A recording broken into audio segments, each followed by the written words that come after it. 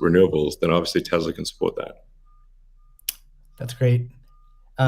Kathy, we've been talking a lot about energy, but many institutions are facing questions around Bitcoin's relationship with ESG. Can you maybe speak a little bit more to what is S and G in ESG and how Bitcoin might support those? Sure. So E, of course, is environmental, S is social, and G is governance.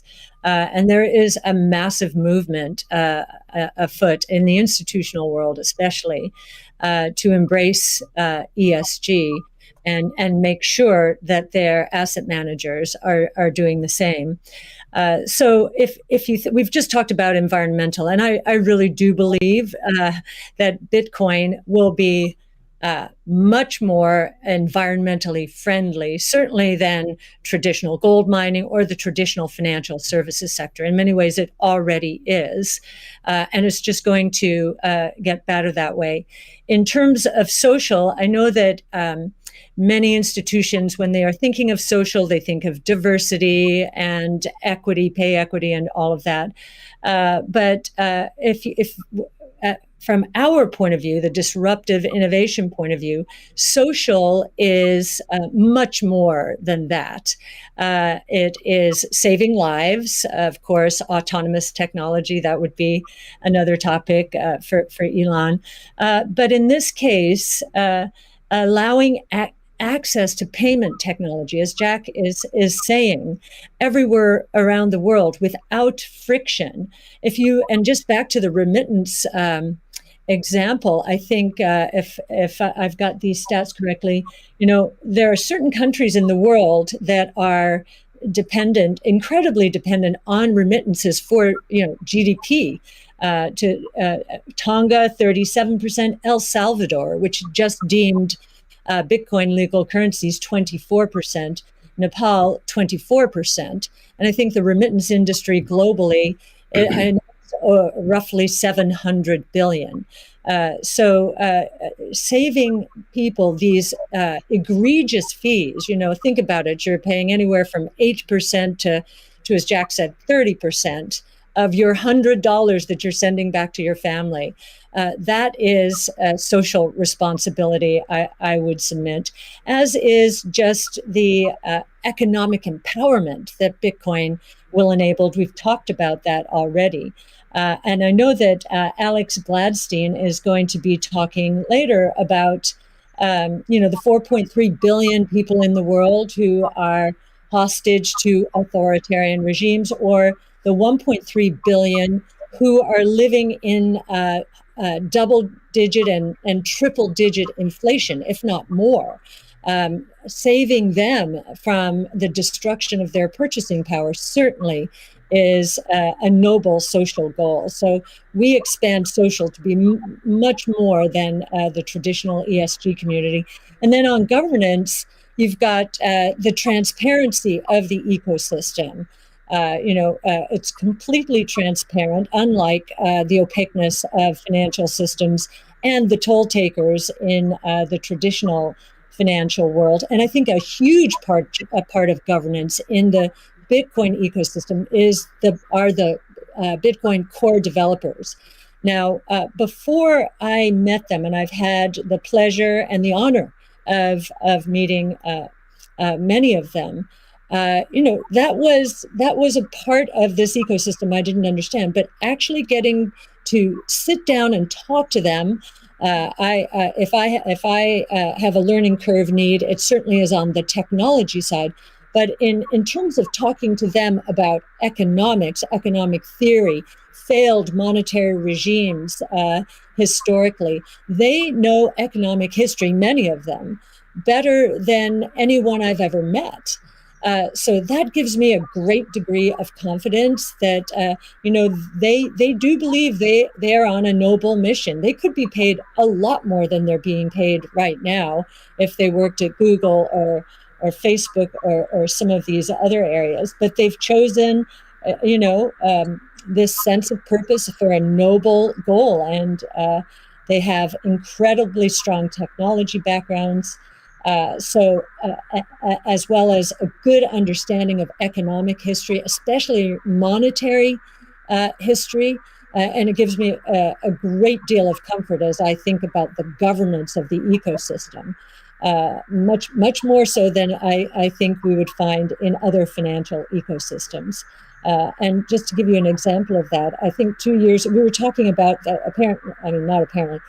There's a big debate about reorganizations. I know in the Ethereum network right now. Well, we saw the core Bitcoin developers and others at work back in 2019 when Binance tried to reorganize in order to reclaim 7,000 Bitcoin that were hacked. And they just wouldn't allow it. So we've already had some very good tests of the Bitcoin ecosystem, including developers. So that would be my answer, Steve.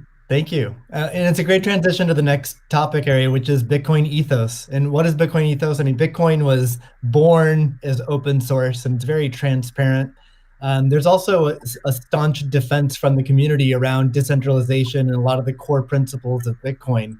So let's talk a little bit about that and what makes it special. Jack, Square has done a lot to support open source Bitcoin. Can you tell us a little bit about what Square has done and what advice you'd have for other institutions looking to follow in its footsteps? Yeah, I mean, I was very skeptical of corporations when I was a kid, and I'm still skeptical of corporations today. And as we've used corporations to be, they've been great vessels for what we need to do and the ideas that we need to bring to the world. But Bitcoin is not that.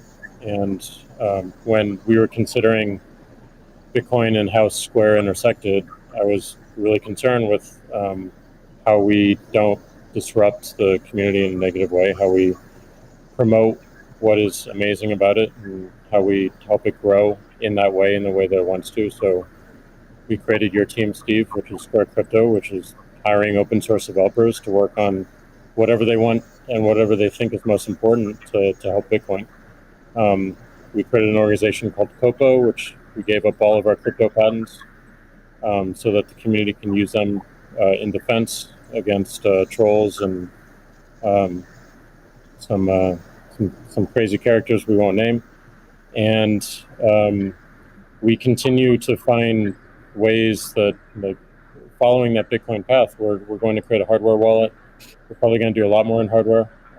Everything that we do in the space is going to be completely open source, from the hardware design to the software, taking in the community's push. And we're building a developer platform as well, in the same open development, open source, and completely transparent. So I think as institutions or companies like ours consider getting in the space, I think contribution back to the community is important. Tesla did this with accepting payments for Tesla and finding security holes and improving the stack.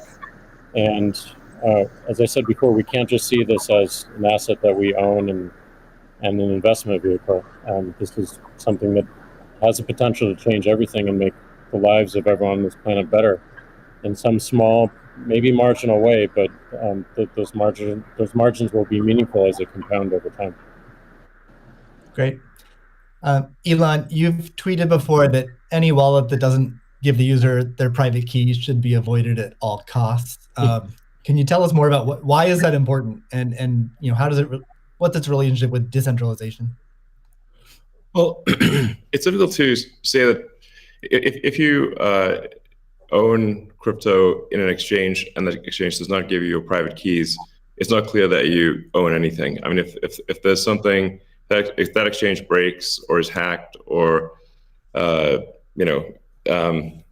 or is subject to seizure by the government or something like that, your crypto is gone. So in order to actually have a properly decentralized finance, which I'm a fan of, I think it makes sense. Then you have to own your private keys, and you should be the only one who has your private keys.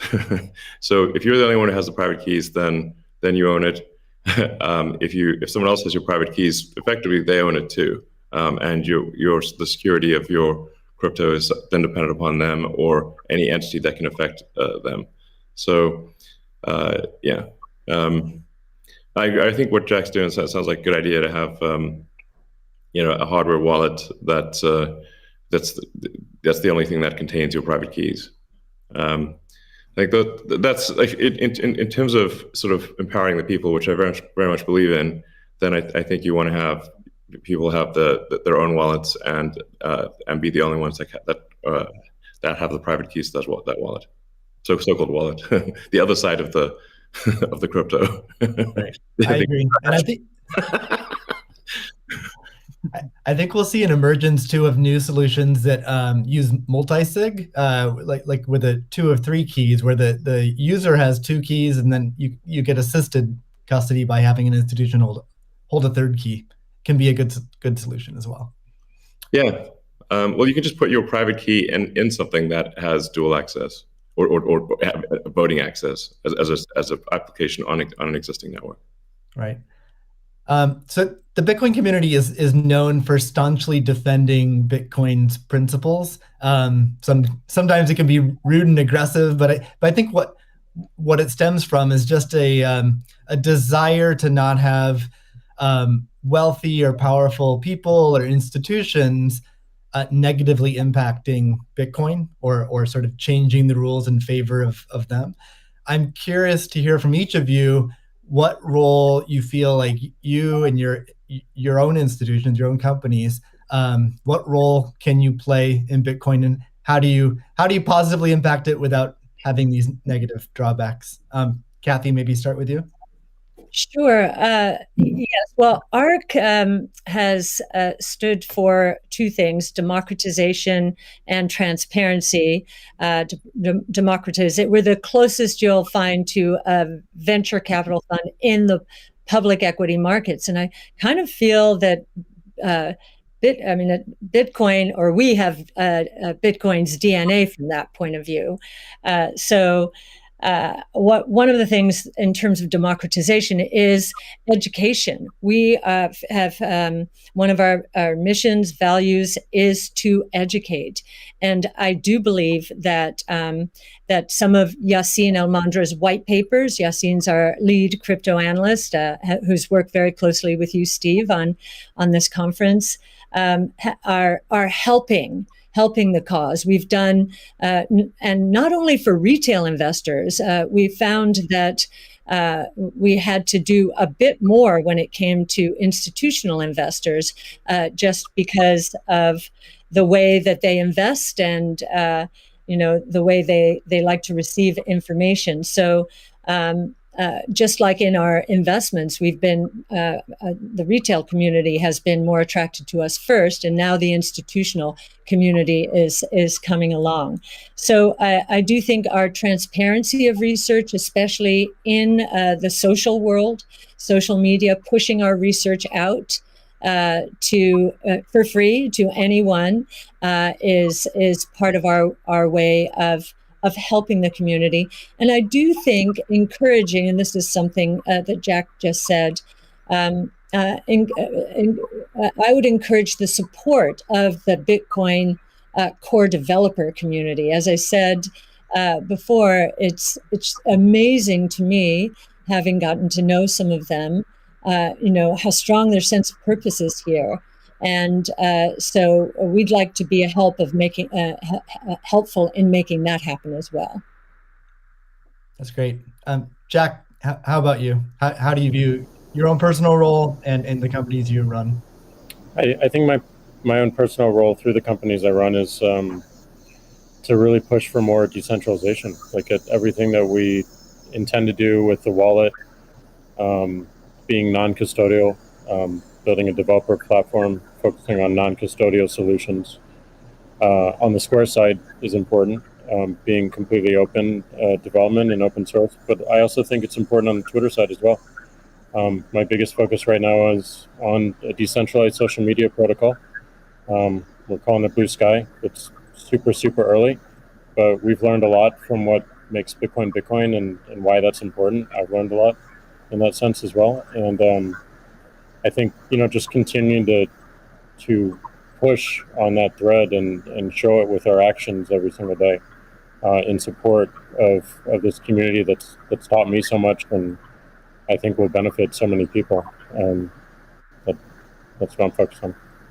What about letting Twitter advertisers pay in crypto? Yeah, I mean, I think enabling anyone. I mean, as you know, Elon, like if we had Bitcoin or a native currency for the internet before Twitter started, like it just creates so many different business models that we wouldn't have to be so dependent upon advertising generally. And Sure. I do believe that, you know, that we have them, any form of payment that they want to use, we should be able to take. So Okay. absolutely, but I'm more focused on like how do we create economic incentives in the network itself without having to rely on advertising. Yeah, it's just that the money has to come off of the crypto so-called coins, the hash strings, have to come off and get translated into real products and services. So the more sort of off ramps there are to real products and services, even at the institutional level, although I mean there are certainly many small advertisers on Twitter, it seems like accepting Bitcoin, maybe some other cryptos for advertising payments on Twitter would be supportive of Bitcoin. 100%, and also looking at just general commerce Sure. through Twitter itself. That would be great. Sorry, what, Elon? I was asking Jack if he's going to do it. Oh. Can we get a product announcement today? Elon, how about you? You know, you obviously you're a big personality on Twitter. What are your thoughts on your role and your company's role in Bitcoin and sort of preserving the ethos? Yeah, I mean, I generally think we should do things that benefit the people as a whole and increase the probability that the future is good. So, you know, I think to me it just seems self-evident that we should kind of take these set of actions most likely to make the future good. And I think probably you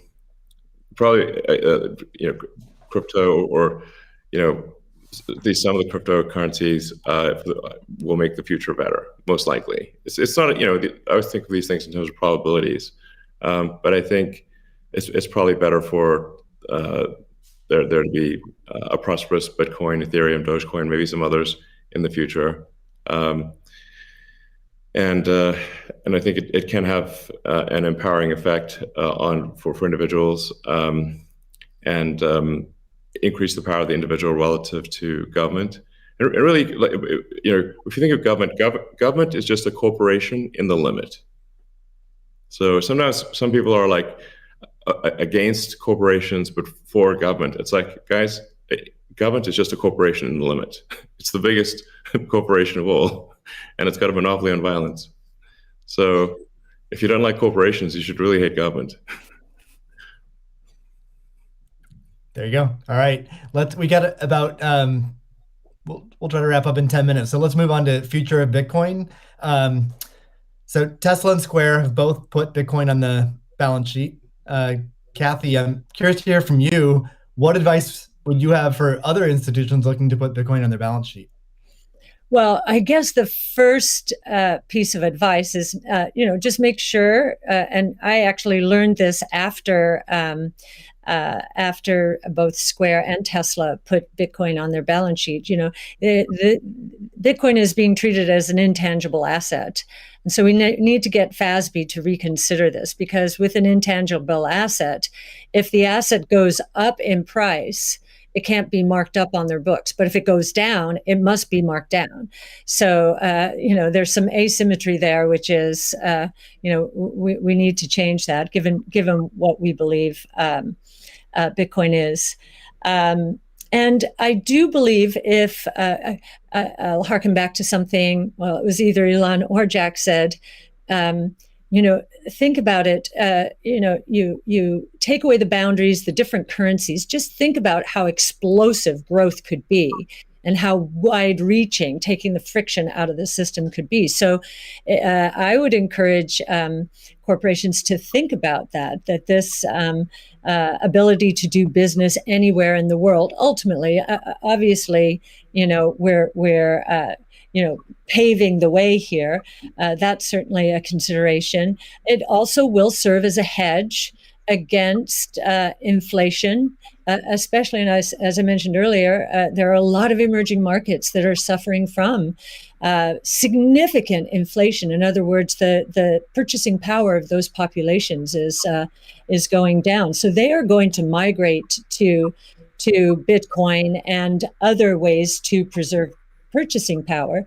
And again, being able to sell to them in that kind of currency would be very useful. I'd also suggest, once again, this idea of deflation, I think, is going to be a real thing.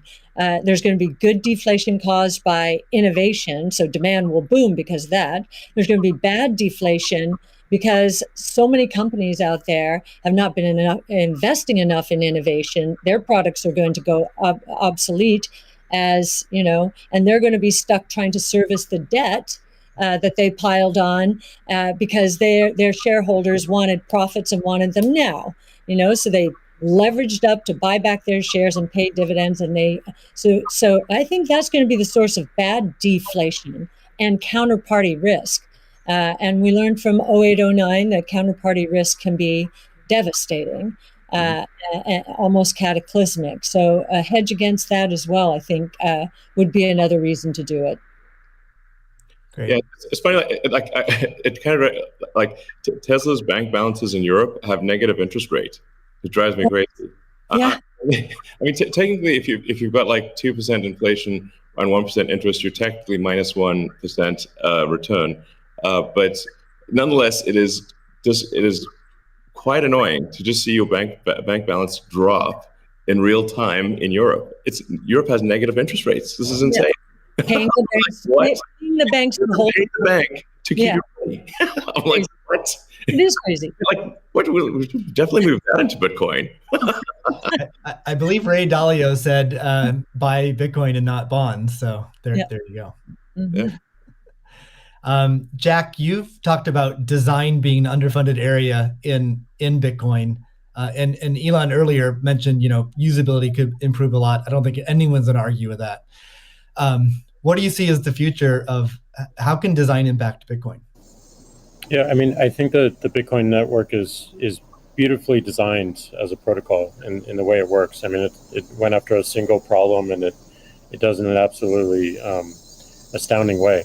But I think the endpoint of people getting into it is still a little bit confusing. So I think the more energy we spend on wallets and making sure that the wallets are simple and accessible and they're non-custodial as well. Yeah.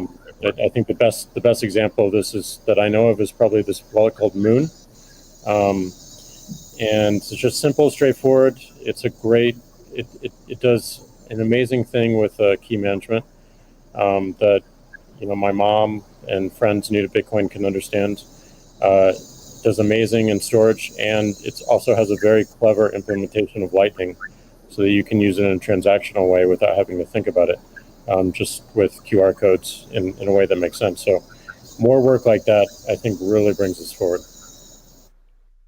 Great. Let's wrap things up with a final question for each of you. I guess what is your hope for Bitcoin? How it can impact the world? Let's see, Elon, do you want to start with that? So what's your hope? What's your hope for Bitcoin? Well, my hope for I guess crypto in general is that it can improve the efficiency of the information system that we call money. So if the core efficiency of money is improved and and money has less error, where, like I said, error is like in any kind of government interference or fraud or anything like that, this will naturally lead to basically a better standard of living and more power to the individual, which I very much agree with. Great. Kathy? Yeah, and I would segue from what Elon just said is, money has powerful network effect qualities. And so, we talked about ESG earlier. I think that, of course, that aspiration, having this money be the best from an ESG point of view, that's really talking about solving some of the world's problems right now, which we definitely want to do. But I also am very excited about this idea of network effect and the convergence of blockchain technology and artificial intelligence from a technology point of view. I think, think about the internet in the earliest days. We couldn't imagine what was going to happen, but the impetus to growth was pretty incredible. So I am looking at this rules-based monetary policy, making for better lives around the world, as we've just said. But I'm also looking at the technology itself and the convergence between blockchain technology and artificial intelligence, to change the world in ways that we cannot imagine right now, solving even more problems, but creating more opportunities as well, which is the history of technology and disruptive innovation. Jack, what's your hope for Bitcoin?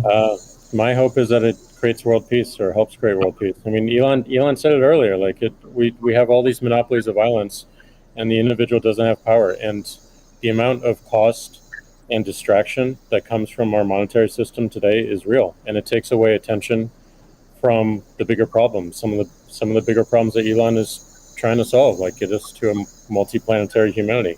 All these distractions that we have to deal with on a daily basis take away from those bigger goals that affect every single person on this planet, increasingly so. So it may sound a little bit ridiculous, but like you fix that foundational level and everything above it improves in such a dramatic way. So it's going to be long term, but my hope is definitely peace.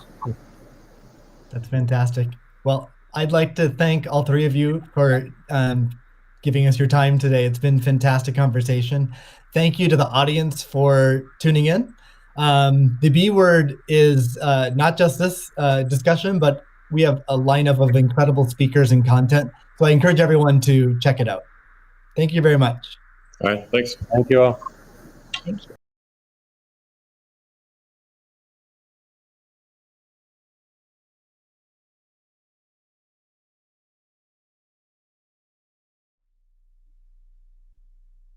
Welcome everybody to the B word. I'm Steve Lee, the lead of Square Crypto, and I'm here today to moderate a discussion about Bitcoin that will span from what makes it special to its relationship with energy, the community ethos, and the future of Bitcoin. I'm joined by three special guests. The first is Cathie Wood, founder, CEO, and CIO of ARK Invest. Next is Elon Musk, techno king of Tesla and chief engineer of SpaceX. And finally, Jack Dorsey, CEO of Square and CEO of Twitter. So we have a lot to talk about today. So let's get to the talk and get right to it. I'm going to start off by asking each of you a question, which is, what's shaped and influenced your views on Bitcoin? And let's start with Cathie. Okay, Steve, thank you. Well, the first thing was our focus on disruptive innovation. So starting in 2011, Brett Winton, our director of research, who I know will be on the program later, he started talking about this thing called Bitcoin at the time. And it was a curiosity as we were doing our brainstorms in research. But as we learned more about this open source ecosystem, that might fulfill the role of the payment system that the internet neglected to build into the system, not expecting commerce. We thought, this might be something. And then I became even more interested when I realized that my economics would come into play as well here. And Art Laffer, my mentor from USC, and a monetary scholar. In 2014, I asked him if he would collaborate on a paper on Bitcoin, and he was a bit of a naysayer at first, but agreed to read the paper. He read the paper, tore it up, and from an economics point of view, really wanted to understand this. And he said, I think you got something here. This is a rules-based monetary system. I've been waiting for this for my entire career. So the combination of disruptive innovation generally, economics on top of that, and the huge misunderstanding out there as to what this is, that was intriguing and launched our research effort. Thank you. Elon, what's influenced your views on Bitcoin? Well, I've thought about money for quite a while, obviously since the PayPal days. And then the companies that preceded that, X.com, which I created, and Confinity, which Peter Thiel, Max Levchin, Luke Howry, and others created. When we combined the companies and made PayPal. So I've been thinking about money for a long time. And really, it's best to think of money as an information system, primarily an information system for labor allocation. For practical purposes, it exists in a series of heterogeneous databases, like very different databases in bank mainframes around the world. It moves quite slowly in reality. It seems to move fast sometimes, and it does with PayPal, which is real time. But the vast majority of the systems out there are batch processing. So the actual reconciliation may take 1 to 5 business days, sometimes longer. And you have the ACH system, which is ancient and still in operation, which allows transfers effectively like a check would be an ACH transfer, but it's not secure. And you've got the credit card systems, which are also not secure. It would be like handing your username and password to a stranger in a restaurant if you buy a meal. So there's definitely an opportunity for something that is better from an information theory standpoint. So and there you can think of it like data on a network. I think is the way to view it. What has the most throughput? What has the least error? What drops the fewest packets? Fraud, for example, being a source of error. And government interference in currencies being a source of error. But it's fundamentally an information system. So I think it makes sense to support something that improves the quality of information with which we conduct the economy. And Bitcoin is a candidate for that. It does, I think, some things well, and it's obviously it's evolving, and there are additional things like Lightning being done on top of Bitcoin. But Bitcoin per se is mostly solving for scarcity, or rather solving for essentially having no throat to choke, decentralized. So there's no one who can be coerced in any way to empty their Bitcoin account. Well, I guess they could technically, but on an individual basis, but the system as a whole cannot. And it has an open ledger, which is also quite good. But transaction volume is low. Transaction cost is high, and usability for the average person is not yet very good. But it has a lot of potential. And I should say that, like, I'm not, and I apologize for taking a long time, but there certainly is a lot to say. In general, I'm a supporter of Bitcoin and the idea of cryptocurrency in general. But as I've said publicly, we do need to watch out for crypto taking, especially Bitcoin, using proof of work to maybe use energy that's maybe a bit too much and not necessarily good for the environment. So, but on balance, I support Bitcoin, and I'm not an investor. The only publicly traded stock I own is Tesla, and the only significant thing I own outside of Tesla is my SpaceX stock that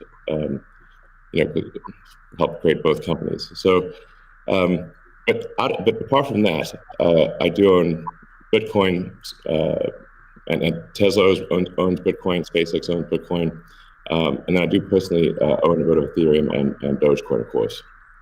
So. Okay, great. Thank you. And we'll get into some of those issues in more depth as well. Jack, how about you? What shaped your views of Bitcoin?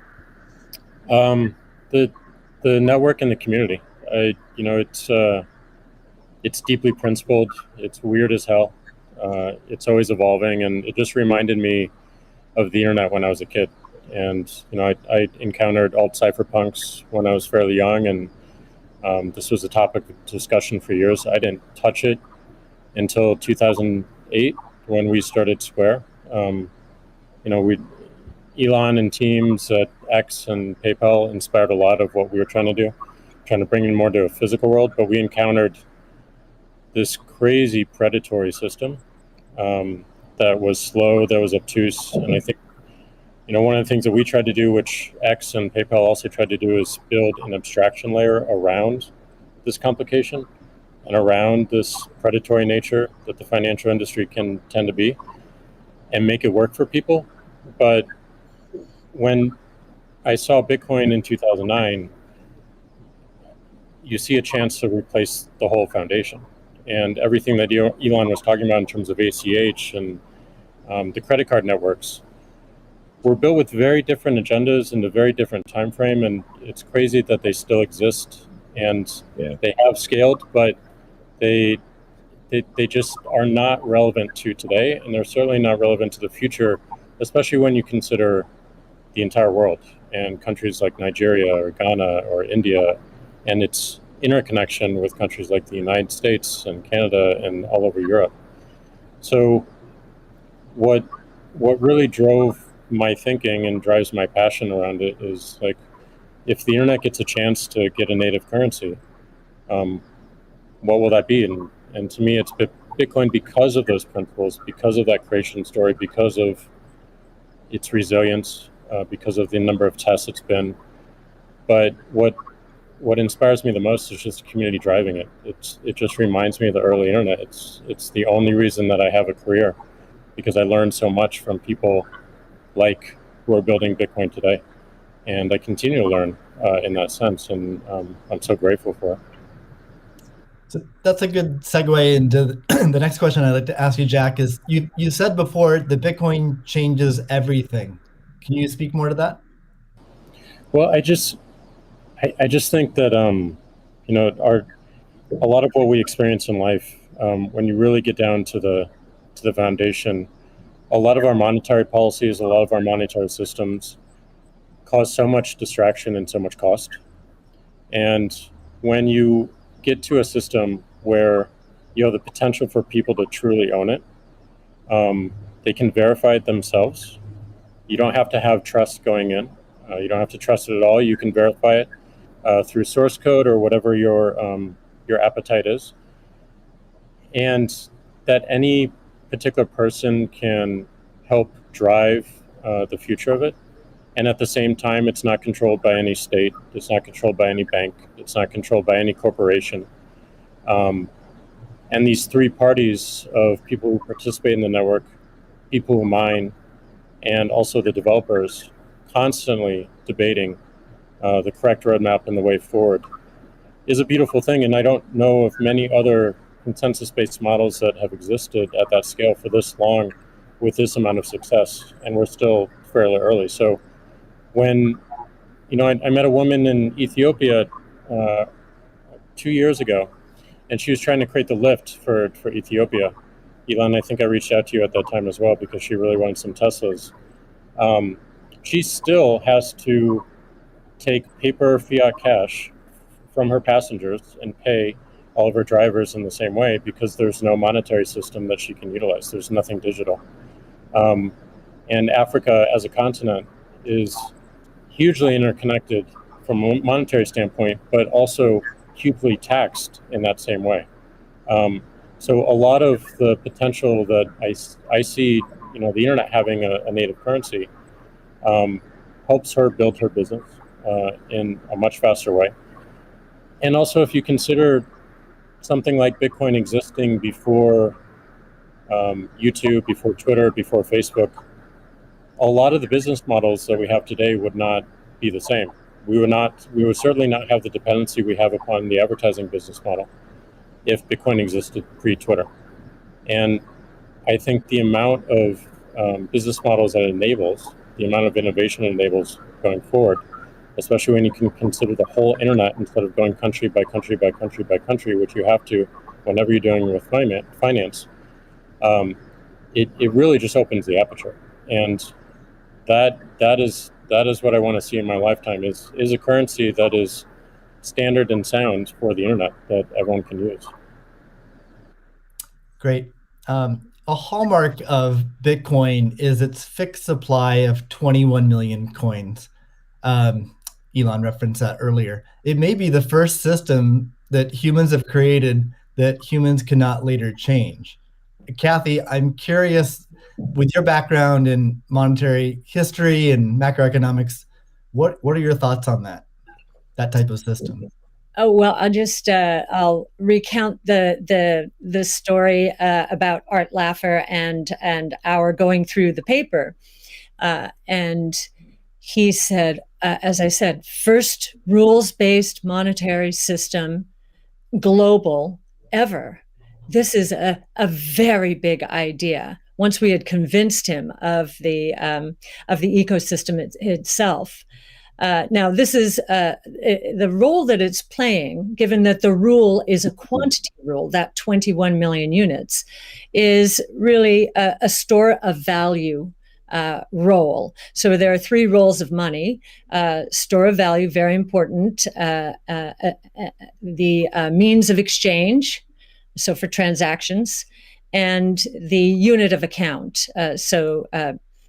Every good priced in terms of whatever the unit is. So store of value is its primary use right now. The others exist. Unit of account, reserve currency of the crypto asset ecosystem. That's being seeded a little bit towards stable coins right now.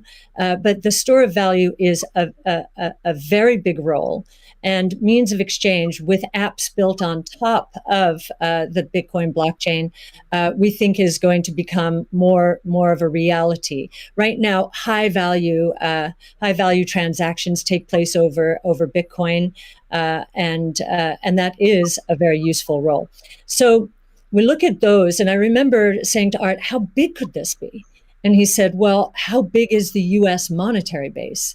Well, today it's $8 trillion. $8 trillion. At the time we were talking, it was $4 trillion.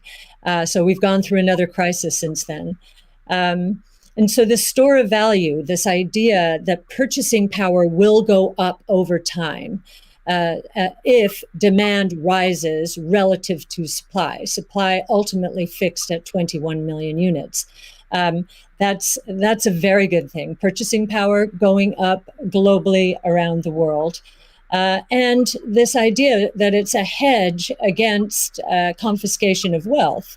And that can take place in a myriad of ways. But inflation, and especially hyperinflation in emerging markets, is the primary way. Talk about destroying purchasing power. So that's a very big idea. And I'll also mention deflation. In some ways, it's a hedge against deflation. I know some people are confused that we at ARC think that we're in a deflationary environment here in the United States. If that is true, the odds of a hyperinflation in the rest of the world, especially in emerging markets, is also true. So, but this deflation, and we learned from 0809, there's counterparty risk associated with deflation. And I think Bitcoin would be a hedge against that eventuality as well. So it's a very big idea. Right. I suspect among us, there's not a lot of debate about Bitcoin's potential as a store of value. But Jack, you referenced earlier it being or becoming the native currency of the internet. Can you speak more to that, and also how it relates to maybe how institutions think about it? Yeah, I mean, like just simple example. If I happen to be in Ghana and my family is in Nigeria, currently I can take anywhere from and they need to send money back anywhere from 10 to 30% off the top just to send that money back. Whereas if you just focus on the worldwide remittance problem, Bitcoin solves so many of those problems today instantly without having to go through any intermediaries or any slowness or complicated systems that a corporation or a state created. So I think having sound money that is separate from the state is the idea. Having it completely verifiable by everyone, including the state, including corporations, including individuals, including developers who want to build on top of it, is quite powerful, and that's what keeps it secure and strong. And I think that's we need more of that, which is why one of the reasons why this conversation is so important is as entities come into the space, it's not just buying an asset and holding on to an asset and treating it as an investment. There's something special that created this, and something precious and something very unique, which has to be protected, and we need to do whatever we can to help that thrive as well. Elon, I'm curious your opinion on this. You mentioned earlier about Bitcoin's throughput, or the importance of throughput, maybe some concerns around Bitcoin. Can you speak? Do you think Bitcoin can become peer-to-peer cash?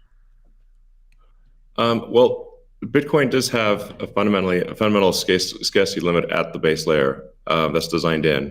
That doesn't mean you can't have some layer 2 system in theory like Lightning. And I understand Lightning is doing well in some small countries. There's some question mark as to whether you need a money transmitter license. Just a debate as to whether that's needed, given that it is not open ledger. So that's a whole separate debate, of course. But Bitcoin by itself